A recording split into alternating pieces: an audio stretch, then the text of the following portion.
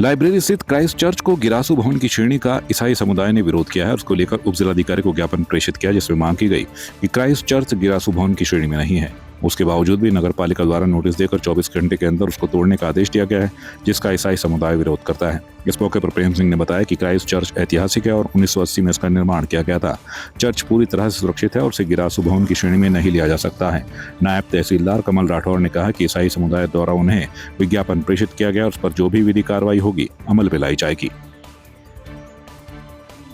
बहुत ही खेद का विषय है कि मसूरी का बहुत ही प्राचीन चर्च गिरासू भवन की श्रेणी में लाकर प्रशासन और नगर पालिका द्वारा नोटिस दिया गया कि इस गिरासू भवन को गिरा दिया जाएगा, तोड़ दिया जाएगा, जबकि यथास्थिति विपरीत है।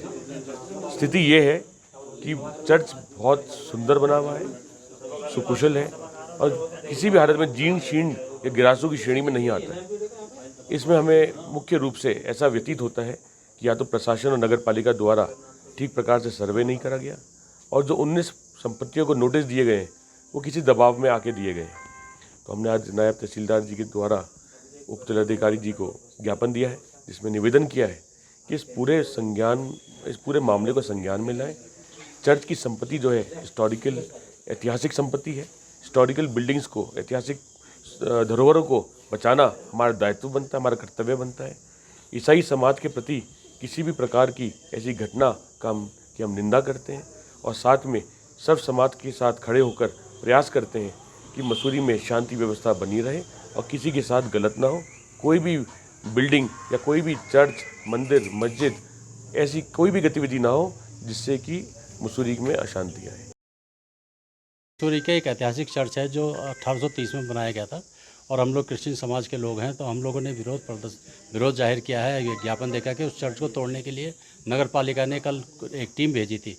तो उनका ये कहना था कि 24 घंटे के अंदर अगर आपने चर्च को नहीं तोड़ा तो इसे हम JCB से तुड़वा देंगे, इसको गिरवा देंगे। तो जब हमारे द्वारा पूछने में पता लगा कि वो गिरासू भवन की श्रेणी में उन्होंने चर्च को रख दिया कि चर्च जो है जीर्ण अवस्था में, इसको तोड़ दिया जाएगा। जिससे अगर वो जीर्ण अवस्था में होता तो बेशक तोड़ दिया जाता, लेकिन उसमें एक दरार भी नहीं है और वो बिल्कुल बहुत अच्छे हालत में है। वो अंग्रेज़ों का बनाया हुआ है, तो आज तक उसमें किसी तरह की ऐसी कोई वो कमी नहीं है कि उसको तोड़ दिया जाए। तो उसके विरोध में हमने आज ज्ञापन दिया है उप जिलाधिकारी को, ताकि उसकी जांच करी जाए और उसको जिसने ये फरमान जारी किया है उसको फरमान को रद्द किया जाए। अभी ये मसूरी ऐतिहासिक क्रिश्चियन स्मारक सुरक्षा फोरम के संयोजक प्रेम सिंह जी और उनके साथ अन्य मसूरी वासी यहाँ आए और इन्होंने एक ज्ञापन दिया है, जिसमें कि इन्होंने एक चर्च की संपत्ति को तोड़ने की चेतावनी के बारे में बताया है कि ये गिरासू भवन में है और जबकि के मौके पे गिरासू नहीं है।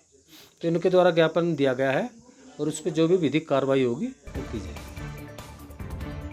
मसूरी वन प्रभाग द्वारा 8वां उत्तराखंड बर्ड फेस्टिवल का आयोजन विनोग हिल मसूरी वन्य जीव विहार में 18 अक्टूबर से 20 अक्टूबर तक आयोजित किया जा रहा है, जिसमें देश विदेश के पक्षी प्रेमियों के साथ ही उत्तराखंड के विभिन्न स्कूलों के छात्र छात्राएं यहां के पक्षियों से रूबरू होंगे। साथ ही इससे जहां पर्यटन को बढ़ावा मिलेगा, वहीं स्थानीय लोगों को भी रोजगार मिलेगा। वहीं प्रकृति प्रेमी इस स्थान से उत्तराखंड के पक्षियों के बारे में जानकारी हासिल करेंगे। प्रभागीय वन अधिकारी अमित कंवर ने बताया कि पहली बार बर्ड फेस्टिवल का आयोजन किया जा रहा है। इससे पहले ये आयोजन मैदानी क्षेत्रों में ही होते रहे हैं। इस फेस्टिवल से जहां पर्यटन को बढ़ावा मिलेगा, वहीं सारे लोगों को रोजगार के अवसर भी उपलब्ध होंगे। उन्होंने कहा कि राज्य सरकार भी लगातार ऐसे कार्यक्रम आयोजित कर रही है। इस कार्यक्रम में विभिन्न प्रदेशों के पक्षी विशेषज्ञ भी पहुंच रहे हैं। उत्तराखंड का 8वां बर्ड फेस्टिवल है जो 18 अक्टूबर से लेकर 20 अक्टूबर 3 दिनों के लिए जो है बिनोग जो मसूरी वन्यजीव विहार का जो हिस्सा है वहाँ पे मनाया जा रहा है। ये एक स्टेट लेवल का फेस्टिवल है जिसमें जो है अलग राज्यों से भी जो है काफ़ी लोग इसमें प्रतिभाग करेंगे। इसमें जो है स्थानीय लोगों को भी जो है एक प्रशिक्षण के रूप में भी जो है बर्ड वॉचिंग जो हमारा क्षेत्र है उसके क्रम में जो है उनको भी प्रशिक्षण जो है वो दिया जाएगा, जिसमें एक्सपर्ट्स द्वारा जो है अपने जो उनके एक्सपीरियंस है या किस तरह से उन्होंने जो है अपनी ज़िंदगी में बर्ड वॉचिंग के क्षेत्र में जो है आयाम नए हासिल किए हैं, उस बारे में भी एक्सपीरियंस शेयरिंग जो है वो भी किया जाएगा। इसमें जो है हमारा फोकस स्कूलों पे भी है। अभी तक लगभग 12-13 स्कूल्स हैं जिन्होंने कंफर्म किया है और स्कूल्स के बच्चों का भी इसमें जो है पार्टिसिपेशन होगा, जिनके लिए विभिन्न एक्टिविटीज़ जो है उसमें प्लान की गई है। छात्र नेता नीरज शाह का पूर्व निर्धारित कार्यक्रम के तहत तहसील परिसर में अपनी 3 सूत्रीय मांगों को लेकर आमरण अनशन शुरू कर दिया है। नीरज शाह ने बताया कि राजकीय महाविद्यालय बेरीनाग में कला संकाय के निर्माणाधीन भवन में अनियमितता की जांच और बहुमंजिला पार्किंग निर्माण में धांधली और बड़े बाफिला मोटर मार्ग में जांच की मांग को लेकर आमरण अनशन शुरू किया है। जब तक उनकी मांग पूरी नहीं होगी तब तक आमरण अनशन जारी रखने की बात उन्होंने कही है। हमारे क्षेत्र में जो एक महाविद्यालय है बेरीनाग, इस महाविद्यालय में एक भवन बन रहा है, कला संकाय भवन, जहाँ पर काफ़ी धांधली चल रही है, काफ़ी अनियमितता चल रही है। लेकिन प्रशासन द्वारा जो भी रिपोर्ट है उनके द्वारा उसको सही कर दिया गया कि जो भी काम चल रहा है सही चल रहा है। लेकिन वो प्रत्यक्ष रूप से दिख रहा है कि उनका काम कैसे चल रहा है और क्या चल रहा है।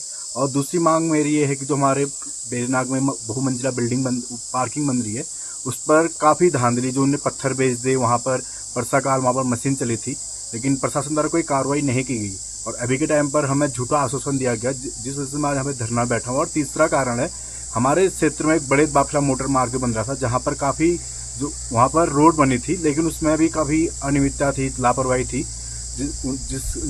उसमें मैंने शिकायत दर्ज करी थी। लेकिन जब हमें शिकायत का जवाब मिला तो कहा था वर्षाकाल के बाद यहाँ पर कार्य दोबारा शुरू किया जाएगा और जो लापरवाही हुई है उसको मतलब सही कर दिया जाएगा। लेकिन वर्षाकाल खत्म हुए 1 महीना होने वाला है, अभी तक कोई कार्य शुरू नहीं हुआ है। जब तक मेरी इन मांगों को पूरा नहीं किया जाएगा, मैं यहीं पर तहसील परिसर के सामने आमरण अनशन पर बैठ रहूँगा।